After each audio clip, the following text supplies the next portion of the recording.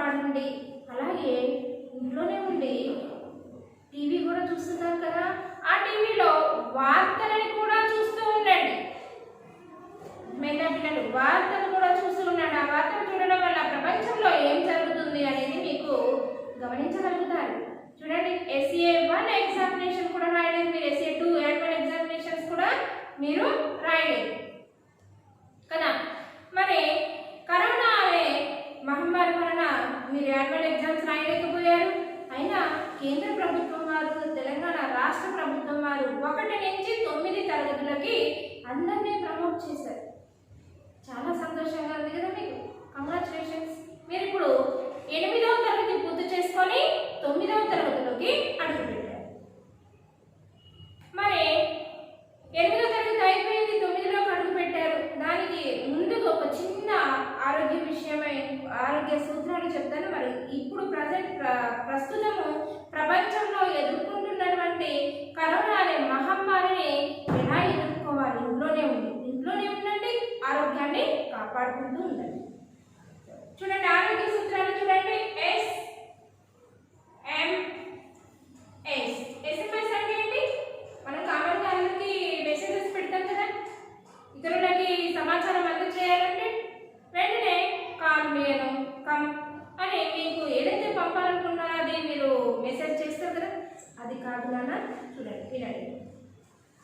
S అంటే social distance. సాధారణంగా మనం ఎవరితోనైనా మాట్లాడేటప్పుడు 6 అడుగుల దూరాన్ని లేదా 5 అడుగుల దూరాన్ని పాటించాలి. 5 లేదా 6 అడుగుల దూరాన్ని పాటించాలి. అది సోషల్ డిస్టెన్స్. M అంటే మాస్క్ ధరించాలి. M అనగా మాస్క్ ధరించాలి. మనం ఎదుటి వ్యక్తితో మాట్లాడేటప్పుడు తప్పనిసరిగా మాస్క్ను ధరించాలి. S అంటే సోప్ వాటర్. ఇంట్లోనే తరచుగా ఆ పని ఈ పని చేస్తూ ఉంటారు, అది ఇది ముట్టుకుంటారు, లేదా బయటికి వెళ్ళి ఇంట్లోకి వస్తూ ఉంటారు. డెటాల్ లిక్విడ్ లేదా డెటాల్ సోప్ తోటి చక్కగా చేతులని ఈ విధంగా కడగండి. చక్కగా మోచేతుల వరకు కూడా 20 మినిట్స్ వరకు కడగండి. చేతులని శుభ్రంగా కడుక్కోవాలి. అది SMS. S అంటే సాధారణ దూరాన్ని పాటించాలి. M అంటే మాస్క్ను ధరించాలి. S అంటే సోప్ వాటర్తో చేతులని చక్కగా శుభ్రంగా కడుక్కోవాలి. ఈ యొక్క 3 ఆరోగ్య సూత్రాన్ని మీరు తప్పనిసరిగా ఇంట్లో ఉంటూ మీరు పాటిస్తూ మీ యొక్క ఇంట్లో కుటుంబ సభ్యుల చేత కూడా పాటిస్తారని ఈ యొక్క చిన్న ఆరోగ్య సూత్రాన్ని మీకు చెప్తాను. తప్పనిసరిగా పాటిస్తారు కదా. మరి 9th క్లాస్లోకి వచ్చేసారు. మరి 9th క్లాస్ మరి పాఠాలు ఎలా వినాలి? చాలా రోజులైంది మనం కలుసుకొని కదా, చాలా రోజులైంది కదా నేను మీ ముందుకు వచ్చి. మన కమలా మెమోరియల్ హై స్కూల్ యాజమాన్యం వారు విద్యార్థుల యొక్క ఉజ్వలమైన బంగారు భవిష్యత్తుకు బాటలు వేయాలనే ఉద్దేశంతో ఆన్లైన్ తరగతులని ప్రవేశపెట్టడం జరిగింది. ఆన్లైన్ తరగతులని ప్రసారం చేయడం జరుగుతున్నది. చక్కగా ఇంతటి చక్కని అవకాశాన్ని మీరు సద్వినియోగం చేసుకుంటారని మేము భావిస్తున్నాము. చక్కగా మీరు ఇప్పుడు క్లాస్ మొదలయ్యే సమయంలో పాఠశాల ఉన్నట్లయితే తెలుగు క్లాస్ మొదలైంది, ఏం చేస్తారు? పాఠ్య పుస్తకం తీసుకుంటారు, క్లాస్ వర్క్ తీసుకుంటారు, పెన్సిల్, పెన్, ఎరేజర్ కూడా తీసుకొని చక్కగా రెడీగా ఉంటారు కదా. Very good. అదే విధంగా మీరు ఇంట్లో కూడా మీకు ఉపయోగించవలసినటువంటి వస్తువులు, పాఠ్య పుస్తకం, class work, pen, pencil, rubber, eraser ఇవన్నీ కూడా దగ్గర పెట్టుకుని చక్కగా క్లాస్కి రెడీగా అయ్యి ముందుగా తయారై చక్కగా కూర్చుంటారని నా యొక్క ప్రగాఢమైన విశ్వాసం. మీరు క్లాస్ వింటున్నారు ఆన్లైన్లో, ఏం చేయాలి? మీ పేరెంట్స్, మీ తల్లిదండ్రుల, మీ అమ్మని కానీ నాన్నని కానీ మీ పక్కన కూర్చోబెట్టుకోండి. Dear parents, please I request, మీరు మీ పిల్లల యొక్క భవిష్యత్తుని దృష్టిలో పెట్టుకొని చక్కగా వాళ్ళకి పక్కన కూర్చొని మరి ఫోన్ ఇచ్చి వదిలేయకుండా ఆ లింక్ ఓపెన్ చేసి వాళ్ళు పాఠం వింటున్నంతసేపు కూడా మీరు కూడా వాళ్ళకి తగు సూచనలు ఇస్తారని మేము భావిస్తున్నాము. మరి 8వ తరగతి అయిపోయినది, మనం 9లోకి అడుగు పెట్టే ముందు మరి 8లో ఏం నేర్చుకున్నారు? పాఠాలు నేర్చుకున్నారు, చక్కగా వ్యాకరణాంశాలు నేర్చుకున్నారు. సో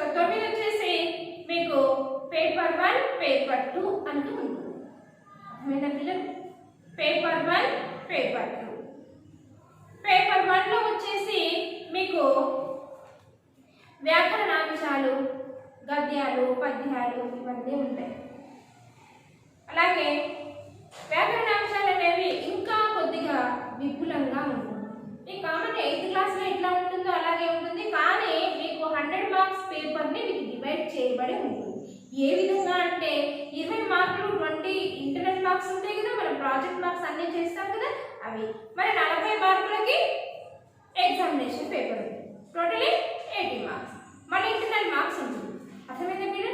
అలా పేపర్ 1 పేపర్ 2 మీకు పేపర్ 1కి ఏ సిలబస్ వస్తుంది, పేపర్ 2కి ఏ సిలబస్ వస్తుంది, మరి వ్యాకరణాంశాలు పేపర్ ఎలా వస్తుందని నేను మీకు తర్వాత తరగతిలో వివరిస్తాను. అది చక్కగా మీరు క్లాస్ వర్క్లో రాసుకుంటారు. కానీ ఎందుకంటే తెలంగాణ రాష్ట్ర ప్రభుత్వం వారు ఆన్లైన్ ద్వారా క్లాసులను కూడా ప్రసారం చేయమని చెప్పారు. కాబట్టి మన కమలా మెమోరియల్ హై స్కూల్ పాఠశాల వాళ్ళు కూడా చక్కగా మీ యొక్క భవిష్యత్తును దృష్టిలో పెట్టుకొని ఆన్లైన్ ద్వారా తరగతులని ప్రసారం చేయడం జరుగుతున్నది. కాబట్టి ఇంత చక్కని అవకాశాన్ని సద్వినియోగం చేసుకుంటారని ఇప్పుడు మరి ఆన్లైన్లో మీకు పాఠాలని వినిపిస్తాను. సో సిలబస్ ఏంటి, ముందు మనకి ఇంకా పాఠశాల ఓపెన్ అవ్వలేదు కాబట్టి కుదించబడుతుంది, సిలబస్ అనేది తగ్గించబడుతుంది. సో దానికి అనుగుణంగా చేసుకొని మీకు ఏ లెసన్స్ మీకు పేపర్ 1 పేపర్ 2 వస్తాయని మీకు తర్వాత వీడియోలో మీకు వివరిస్తాను. సరేనా పిల్లలు? మరి పాఠంలోకి వెళ్దామా? మొదటి పాఠం మీకు తెలుసు, text book, Telangana government text book. ఇది మీ యొక్క పాఠ్య పుస్తకం.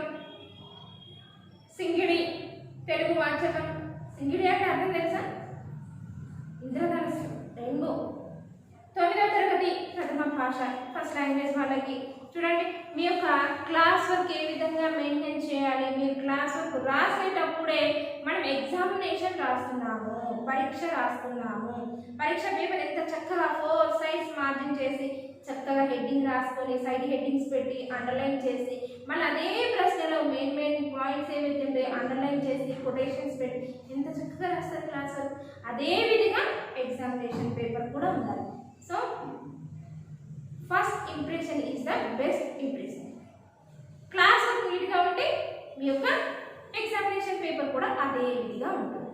సో మనం ఎగ్జామ్ రాస్తున్నాం, క్లాస్ వర్క్ రాయట్లేదు అనుకొని ఆ క్లాస్ వర్క్ కూడా అంతే చక్కగా నీట్గా రాయాలి. 8th క్లాస్లో మీకు ఎట్లా రాయాలో కూడా ప్యాటర్న్ అనేది మీకు వివరించాను కదా, మళ్ళీ ఒకసారి మీ క్లాస్ వర్క్ చెప్పేటప్పుడు గుర్తు చేస్తాను. సో ఇప్పుడు మీరు ఇంటి దగ్గర ఉన్నారు, ఆటలతో పాటలతో సమయాన్ని గడుపుతున్నారు, కానీ ఇప్పుడు ఏం చేయాలా? చదువు పైన శ్రద్ధని ఉంచాలి. మరి చక్కగా అమ్మ నాన్న మాట వింటున్నారా, ఎదురిస్తున్నారా? ఎందుకంటే పెద్దవాళ్ళు అయిపోతున్నారు కదా. సో అమ్మా నాన్న మాటకి ఎదురు చెప్పకుండా వాళ్ళు చెప్పినటువంటి పనులు చేయండి, వాళ్ళకి పనుల్లో సహాయం చేయండి, వాళ్ళ మాట వినండి, ఎదురు చెప్పకండి. అర్థమైందా పిల్లలు? నేను ఒక సామెత చెప్తాను ముందుగా. చూడండి మీరు ఇంట్లో ఉంటారు, చక్కగా మాట్లాడుతూనే ఏదైనా అల్లరి చేసిన అమ్మ తిడుతూ ఉంటుంది, నువ్వు అట్లా ఇట్లా అనేది సామెత రూపంలో చెప్తుంటుంది కదా. సామెత అంటే ఏంటి? మనం నిత్యం దైనందిన జీవితంలో మాట్లాడేవే సామెత. మనం మాట్లాడుకుంటుంటేనే వచ్చేస్తుంది ఈజీగా, అవునా? చూడండి ఇంట్లో ఉండి అమ్మ చేత రకరకాల పిండి వంటలు చేయించుకొని తిని ఉంటారమ్మా, నాకు గారెలు తినాలనిపిస్తుంది అని కూడా చేసి పెట్టాను.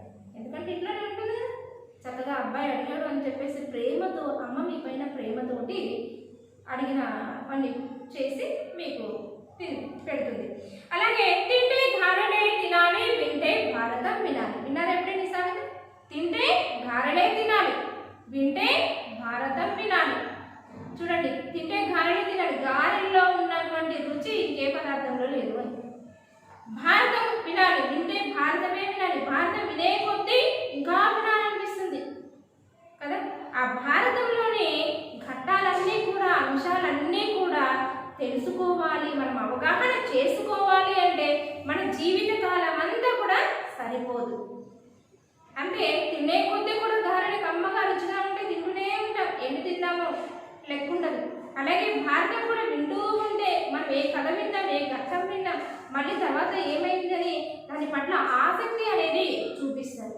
అలా సో మన జీవిత కాలం అంతా కూడా సరిపోదు, అందులో సారాంశ అంశాలన్నీ కూడా అవగాహన చేసుకోవాలి అంటే. చూడండి భారతంలో విషయాలన్నీ కూడా మనకి ఈ పాఠంలో పరిచయం చేయబడతాయి. ఏం పాఠం అది? ధర్మార్జునుడు. మొదటి పాఠం ఏంటి? ధర్మార్జునుడు. పాఠం 1 ధర్మార్జునుడు. పాఠం పేరు పలకండి ఒకసారి. ధర్మార్జునుడు. కవి ఎవరు? చేమకూర వెంకట కవి. మరి భారతం అనగా మనకి ఎవరు గుర్తొస్తారు? మహాభారతం. కౌరవులు పాండవులు. మరి కౌరవులు ఎంతమంది? 100 మంది. అవునా? కౌరవులు ఎంతమంది? 100 మంది. మరి పాండవులు 5. మరి వాళ్ళ యొక్క తండ్రి అందరూ తెలుసా మీకు? చూడండి, కౌరవులు ఎంతమంది? 100 మంది. కౌరవులు ఎంతమంది? 100. పాండవులు 5. మరి కౌరవుల యొక్క తండ్రి పేరేంటి? ధృతరాష్ట్రుడు. ధృతరాష్ట్రుడి యొక్క పుత్రులు కౌరవులు. పాండవుల యొక్క తండ్రి పేరు పాండురాజు. పాండురాజు యొక్క పుత్రులు పాండవులు. పాండవులు ఎంతమంది? 5. 5 ఎవరో తెలుసా మీకు? తెలుసా? ధర్మరాజు, అర్జునుడు, భీముడు, నకుల, సహదేవుడు. అర్థమైందా? ఈ విధంగా మనకి పాఠంలోకి వచ్చేసి ధర్మరాజు, అర్జునుడు. మనకి పాఠం పేరు వినగానే ధర్మార్జునుడు అనగానే భారతం. మరి ధర్మరాజు ఏంటి? అర్జునుడు ఏంటి? మరి మిగతా అన్నదమ్ములు ఏమయ్యారు? మరి ఏంటి? ధర్మరాజు గురించే, అర్జునుడు గురించే చక్కగా చేమకూర వెంకట కవి మనకి ధర్మార్జునుడు అని పాఠాన్ని మనకి పరిచయం చేస్తున్నాడు కదా. మరి మనకి అసలు మొట్టమొదట చేమకూర వెంకట కవి అనగానే ఒక గొప్ప కావ్యం, ప్రబంధం గుర్తు వస్తుంది. ఏంటది? విజయ విలాసం. విజయ విలాసం. విజయ విలాసం అనే ప్రబంధం ద్వారా మనకి చక్కగా మనకి వివరించారు. ఈ విజయ విలాసం ప్రథమాశ్వాసంలో నుంచి మనకి ధర్మార్జునుడు అనే పాఠాన్ని తీసుకోబడింది కదా. అర్థమైందా? సో విజయ విలాసం అంటే ఏంటి? అర్జునుడు జైత్రయాత్ర చేశాడు. ఆ జైత్రయాత్రని విజయవంతంగా సాగించాడనమాట. దానినే విజయ విలాసంగా, విజయ విలాసం అనే ప్రబంధంగా తీసుకొని, ప్రబంధం అంటే ఒక భారతంలో కానీ మహాభారతంలో కానీ రామాయణంలో కానీ ఒక చిన్న ఘట్టాన్ని తీసుకొని దాన్ని వర్ణనతో వర్ణిస్తూ రాసేదే ప్రబంధం. చక్కగా జైత్రయాత్ర అనే ప్రబంధాన్ని తీసుకొని జైత్రయాత్ర అనే వచనాన్ని, ఒక ప్రబంధాన్ని తీసుకొని, ఒక కథని తీసుకొని దాన్ని చక్కగా వర్ణనతోటి వర్ణించాడు. అదే ప్రబంధం అయింది. సో విజయ విలాసం అనేది ప్రబంధం. సో మరి విజయ విలాసం, మరి అర్జునుడు ఏంటి, జైత్రయాత్ర ఏంటి అనేది ఒక్కసారి మీకు ఒక చిన్న కథ చెప్పాక మనం పాఠంలోకి వెళ్తాం. చూడండి, ఇక్కడ ధర్మరాజు వీరందరూ కూడా ఒక నియమాన్ని పెట్టుకున్నారు. మనకి ధర్మరాజు అనగానే, మనకి భారతం అనగానే కౌరవులు పాండవులు గుర్తొస్తారు. కౌరవులు వచ్చేసి ధృతరాష్ట్రుని యొక్క పుత్రులు, పాండవులు వచ్చేసి పాండురాజు యొక్క పుత్రులు. అవునా? మరి ఈ ధర్మార్జునుడు అనగానే మనకు వచ్చేసి 5 అన్నదమ్ములు. 5 అన్నదమ్ముల్లో ధర్మరాజు ధర్మబుద్ధి కలిగిన వాడుగా, అర్జునుడు యొక్క పౌరుషం, అలాగే నకుల సహదేవుని యొక్క వీరత్వం, అలాగే భీముని యొక్క భుజబలం, ఇవన్నీ కూడా మనకి పాండవుల్లో లక్షణాలు, గుణగణాలు మనకి కనిపిస్తాయి. మరి వీరందరూ కూడా ఈ 5 కూడా ఒక నియమాన్ని పెట్టుకున్నారు కదా. ఒక నియమం అనేది పెట్టుకున్నారు. అదేమిటంటే వీళ్ళు 5గురికి కలిపి ఒక్కటే భార్య. ఎవరో మీకు తెలుసు? ద్రౌపది.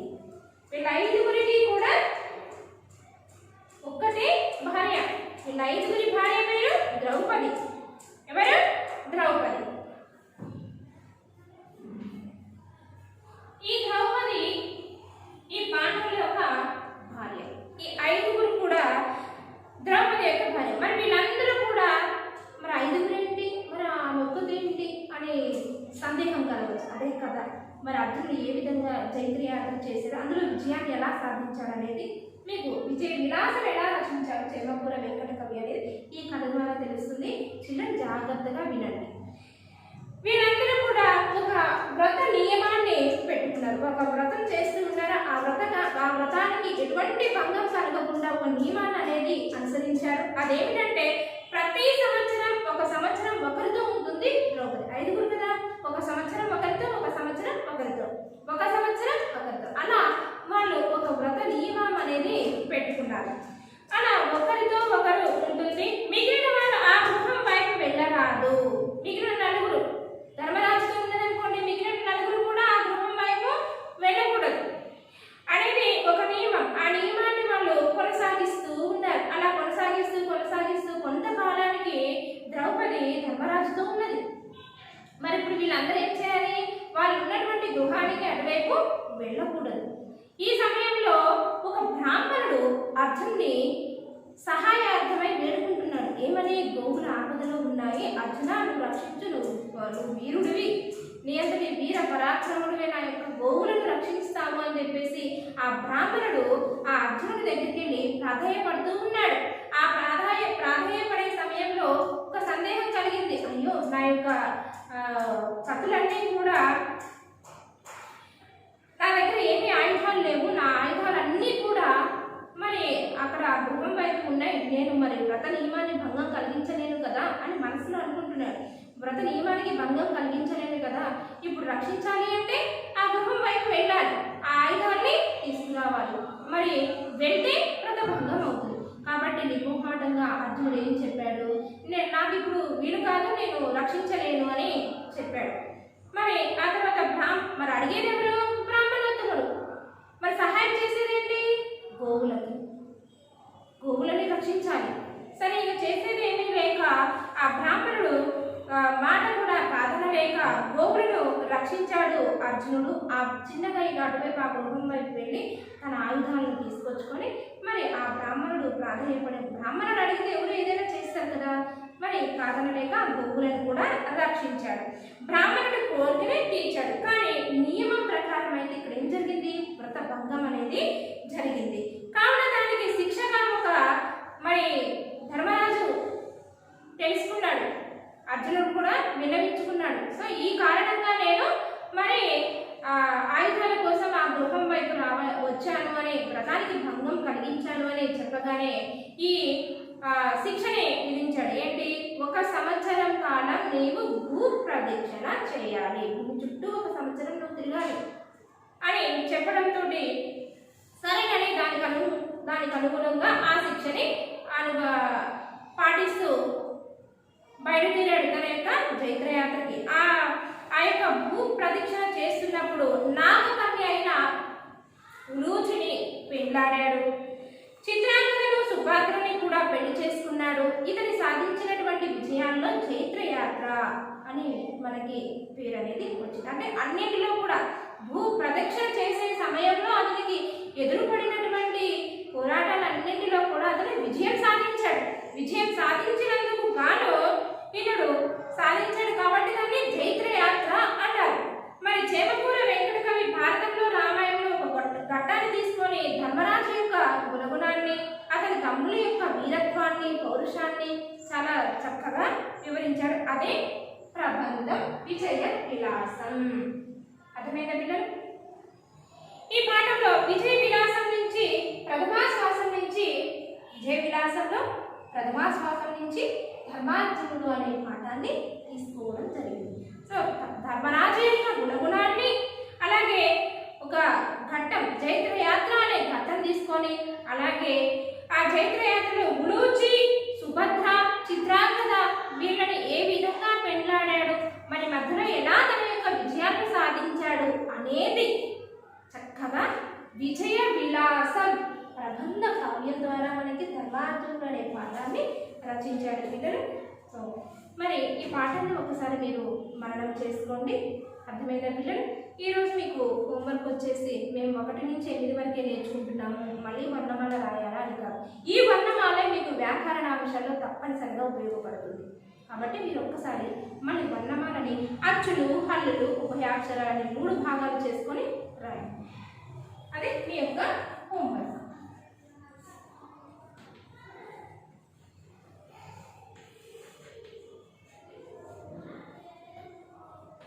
గుణింతపు గుర్తులు.